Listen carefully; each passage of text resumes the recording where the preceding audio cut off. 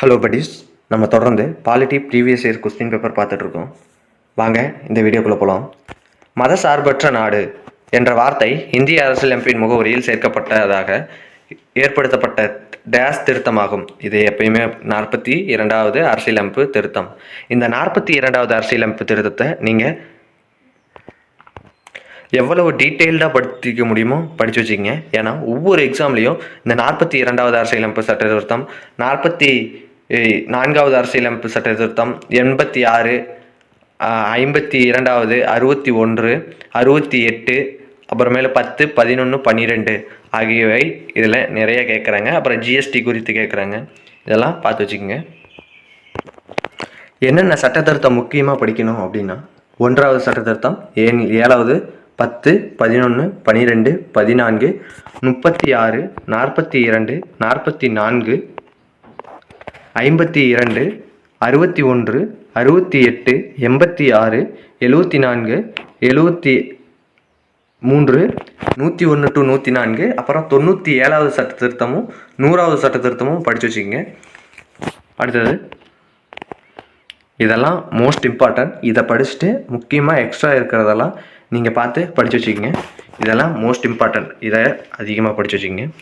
எந்த கருத்தியல் இந்தியாவின் ஒற்றுமையை பாதுகாக்கும் அப்படின்னு பார்த்தோம்னா செக்யூரலிசம், அப்படின்னா சமய சார்பின்மை. வெளிநாடு வாழ் இந்தியர்களின் வாக்குரிமை குறித்த கீழ்கண்ட கூற்றுகளை கவனிக்கவும் அப்படின்னு கொடுத்துருக்காங்க.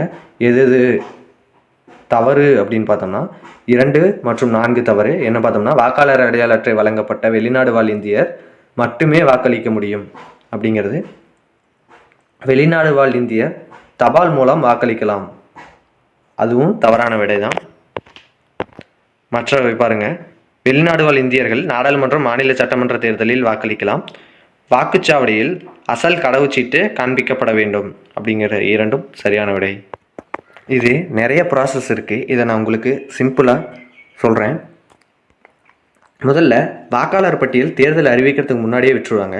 அந்த தேர்தல் அறிவித்த 5 நாட்களுக்கு பிறகு வெளிநாடு வாழ் இந்தியர்கள் வாக்கு அளிக்கணும்னு நினச்சா அந்த வாக்காளர் பட்டியல் மூலமாக தேர்தல் ஆணையருக்கு இதை அனுப்பணும். ஆனால் வாக்கில் இல்லை அப்படின்னாலும் இதை அனுப்பணும். அவங்க வெரிஃபை பண்ணிவிட்டு அதை சொல்லுவாங்க. அந்த தேர்தல் ஆணையத்தோட சீலை வச்சுட்டு அவங்க போய் வாக்களிக்கலாம். அதற்காக வாக்காளர் அடையாள அட்டை வழங்கப்பட்ட வெளிநாடு வாழ் இந்தியர்கள் மட்டுமே வாக்களிக்க முடியும் அப்படிங்கிறது தவறான விடை. வாக்காளர் அட்டையை வழங்கப்படாத வெளிநாடு வாழ் இந்தியர்களும் வாக்களிக்கலாம், அதை ஞாபகம் வச்சுங்க. மற்றபடி இந்த வெளிநாடு வாழ் இந்தியர்களும் கடவு சீட்டெல்லாம் காமிக்கணும். ஒரு நாட்டின் மத்திய மாநில அரசுகள் அதன் எல்லைக்கு உட்பட்டு ஒன்றுக்கொன்று சுதந்திரமானவைகளாகும் என கூறியவர் யாருன்னா கேசி டாக்டர் வியர் அப்படிங்கிறவர் தான். இவர் தான் இந்த இந்திய அரசியலமைப்பு அரைகுறை கூட்டாட்சி அப்படின்னும் இவர் தான் சொல்லியிருப்பார். அது கூட்டுறவு கூட்டாட்சின்னு சொன்னது கிரான்வில் ஆஸ்டின், இதை ஞாபகம் வச்சுங்க. வழிகாட்டு நெறிமுறைகளும் அடிப்படை உரிமைகளும் அரசியலமைப்பின் மனசாட்சியாக இருக்கிறது என விவரித்தவர் யார் அப்படின்னு பார்த்தோம்னா option A கிரான்வில் Austin. Option A கிரான்வில் Austin. நீதித்துறை செயல்பாட்டு முறை என்ற கூற்று அறிமுகப்படுத்தப்பட்டது டேஸில் அப்படின்னு பார்த்தோம்னா அது அமெரிக்காவிலிருந்து தான் அறிமுகப்படுத்தப்பட்டது. ஆனால் அமெரிக்காவோட நீதிமன்றத்திற்கும் இந்திய நீதிமன்றத்திற்கும் நிறைய டிஃப்ரென்ஸ் இருக்குது. என்னன்னு பார்த்தோம்னா, இந்திய நீதிமன்றம் உயர் நீதிமன்றத்தில் ஒரு தீர்ப்பு நடந்தால் அது உச்ச நீதிமன்றத்தில் திருத்திக்கலாம். ஆனால் அமெரிக்காவில் ஒரு ப்ராவின்ஸ், அதாவது ஒரு மாநிலத்தில் தீர்ப்பு கொடுத்தா அது அதோடைய முடிந்துடும். இதை ஞாபகம் வச்சுங்க.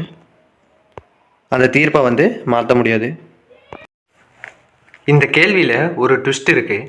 என்னன்னு பார்த்தோம்னா, ஆண்டு நிதிநிலை அறிக்கையை பாராளுமன்றத்தில் யார் அறிமுகப்படுத்துகிறார் அப்படின்னு ஜனாதிபதினு இருக்குது, நீதிமந்திரின்னு இருக்குது. நம்ம நீதிமந்திரின்னு நினச்சிட்டு இருப்போம், ஆனால் ஜனாதிபதி. ஏன்னு பார்த்தோம்னா, ஜனாதிபதியின் ஒப்புதலை பெற்ற பிறகே தான் நிதியமைச்சர் இதை வாசிப்பார். அதனால் இதற்கு சரியான விடை ஜனாதிபதி. இதை ஞாபகம் வச்சுங்க. ஒப்புதலை பெற்ற பின்பு தான் இதை வாசிப்பார். கீழ்கண்டவற்றை பொறுத்துக. அமெரிக்க அரசியல் சாசனம் என்னன்னு பார்த்தோம்னா அது உச்சநீதிமன்றத்தின் நீதிபதிகளை பதவியிலிருந்து நீக்கும் முறை. ஜெர்மனியின் வெய்மர் என்னன்னு பார்த்தோம்னா அது நெருக்கடி காலத்தில் அடிப்படை உரிமைகள் நிறுத்தி வைத்தல். பிரிட்டிஷ் அரசியல் சாசனம் ஒற்றை குடியுரிமை. ஐரிஷ் அரசியல் சாசனம் பாராளுமன்றத்தின் மேலவைக்கு பிரதிநிதிகள் நியமனம். இதை ஞாபகமாக படித்து வச்சுக்கோங்க. அடுத்தது சரியான விடையை தேர்ந்தெடுக்க. மதராஸ் மாகாண சபை 1884, தென்னிந்திய மக்கள் சங்கம் 1919, பிராமண அல்லாதோர் பிரகடனம் 1916, மதராஸ் இலக்கிய சங்கம் 1830. இதில் எது ரைட்டுன்னு பார்த்தோம்னா 2 மற்றும் 3 மட்டும் சரி. தென்னிந்திய மக்கள் 2 மற்றும் 3 மட்டும் சரி. உச்சநீதிமன்றம் இந்திய குடியரசுத் தலைவருக்கு ஆலோசனை வழங்க கடமைப்பட்டுள்ளது.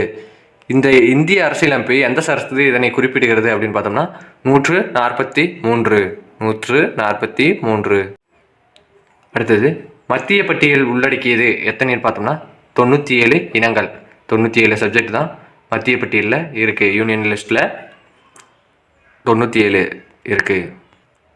இந்திய அரசியலமைப்பை உருவாக்க வரைவு குழு எடுத்துக்கொண்ட காலம் எத்தனை பார்த்தோம்னா 2 ஆண்டுகள் 11 மாதம் 18 நாட்கள். இதில் 17 நாட்கள்னு ஒவ்வொரு இதில் புக்கில் இருக்குது, அதை ஞாபகம் வச்சுங்க. அல்லது சுமார் 3 ஆண்டுகள் அப்படின்னு இருந்தாலும் 3 ஆண்டுகளை போட்டுருங்க. சுமார் 2.5 ஆண்டுகள், சுமார் 3 ஆண்டுகள் அப்படின்னு இருந்தால் நீங்கள் 3 ஆண்டுகளே போடலாம், தவறில்லை, அதுதான் சரி. இந்திய அரசியலமைப்பு வரைவு குழுவின் தலைவர் யார் அப்படின்னு பார்த்தோம்னா டாக்டர் B.R. அம்பேத்கர். இந்திய அரசியலமைப்பு வரைவு குழுவின் தலைவர் டாக்டர் B.R. அம்பேத்கர். கீழ் வருவனவற்றை பொறுத்துக. மத்திய புலனாய்வு பிரிவு இது என்னன்னு சொல்லுவோம் அப்படின்னு பார்த்தோம்னா இதை CBI அப்படின்னு சொல்லுவோம். இது 1963 ஏற்படுத்தப்பட்டிருக்கும்.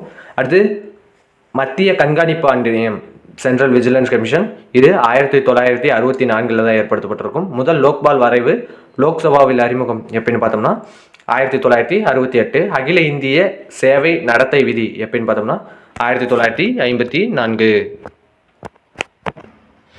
இந்திய பிரதமரை நியமனம் செய்பவர் யார் அப்படின்னு பார்த்தோம்னா அது குடியரசுத் தலைவர். அரசு நெறிமுறை கோட்பாட்டின் பின்வரும் நாடுகளில் எது முதலில் தங்கள் அரசியலமைப்பில் சேர்த்து கொண்டது அப்படின்னு பார்த்தோம்னா அது ஸ்பெயின். அரசு நெறிமுறை கோட்பாட்டின் பின்வரும் நாடுகளில் எது முதலில் தங்கள் அரசியலமைப்பில் சேர்த்து கொண்டது அப்படின்னா ஸ்பெயின். அதாவது directive principle of state policy India கொண்டு வரதுக்கு முன்னாடியே ஸ்பெயின் கொண்டு வந்துருச்சு, அதை தான் இங்கே சொல்கிறாங்க. நீதி புனராய்வு கோட்பாடு யூகேவில் தோன்றியது மற்றும் உருவாக்கப்பட்டது. அடுத்தது இந்திய அரசியலமைப்பு நீதித்துறைக்கு நீதி புனராய்வு அதிகாரத்தை வழங்குகிறது. 3வது நீதி புனராய்வு அதிகாரத்தை அரசியலமைப்பு திருத்தம் மூலம் குறைக்க முடியாது. இதில் 2 மற்றும் 3 சரி. 1ல் என்ன தவறும்னா யூகேக்கும் USA-க்கும் வித்தியாசம் இருக்குது. யூகேனா பிரிட்டன், USA-னா அது அமெரிக்கா. இங்கே யூகே வரக்கூடாது, USA வரணும். ஞாபகம் வச்சுங்க, USA வரணும். பின்வரும் கூற்றுகளில் இந்திய ஜனாதிபதி அதிகாரத்தில் எது அல்லது எவை சரியானது? என்னன்னு பார்த்தோம்னா 1, 2, 3 மற்றும் 4 ஆகிய அனைத்துமே சரிதான். பாருங்க, குடியரசுத் தலைவரின் முன் பரிந்துரையுடன் மட்டுமே பண மசோதாக்களை நாடாளுமன்றத்தில் அறிமுகப்படுத்த முடியும். ஏற்கனவே சொன்னதான், பண மசோதாக்களை நாடாளுமன்றத்தில் அறிமுகப்படுத்த குடியரசுத் தலைவரோட ஒப்புதல் வேணும்.